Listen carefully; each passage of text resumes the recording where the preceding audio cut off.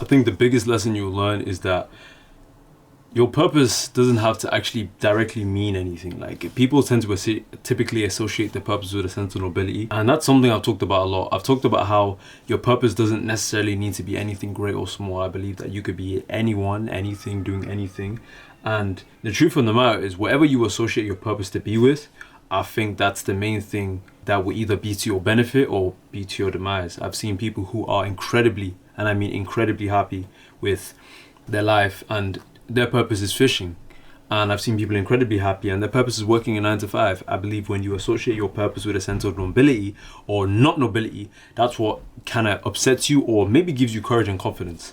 For example, we compare ourselves a lot on social media, and I'm going to be real with you here. I'm not the first and I won't be the last person telling you about this topic. Millions and hundreds and thousands of people have talked about this thing. They've talked about how comparison is the thief of joy. But with me, I always like to offer different perspectives, and the perspective I'm offering you today is I think that you don't necessarily have to associate your purpose with something noble. Like, don't think your purpose has to be £100,000 or $100,000 every month. Like, it could be anything. In fact, most of the time, your purpose isn't even about making money, or it isn't even about getting to that financial stage. It's really just, you only want to make the money because you want to feel secure, and you believe that money is that sense of security that you'll get. But the truth of the matter is, if you had all the money in the world, you would probably do something else. You wouldn't be working the job. And I think that's why it's so important to find something you actually enjoy doing and pursue that, and not get distracted or not be confused by the results. I believe the results will come in their own pace and everything takes their own time. But the truth of the matter is, your purpose could be anything, and I think people don't appreciate that enough. And I think that it's because people don't appreciate how much they can do in this lifetime. They don't really do anything.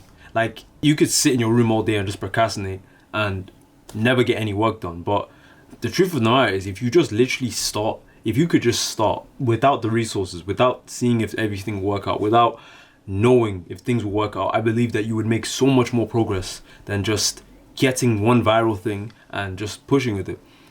Increments, working in increments, little by little, time by time, trying, testing, failing, succeeding is all part of a process. And I think people demonize the process and glorify the result. But the truth of the matter is, without the process, the result wouldn't even exist. And you might be looking at me and be like, yeah, who's this guy to tell me all this? But the truth of the matter, hey, it doesn't even matter where this message is coming from. Are you willing to receive it? And I think the most important thing that you can consider right now is your options. And I'm just making this video to say that you can achieve and succeed in anything you want to do.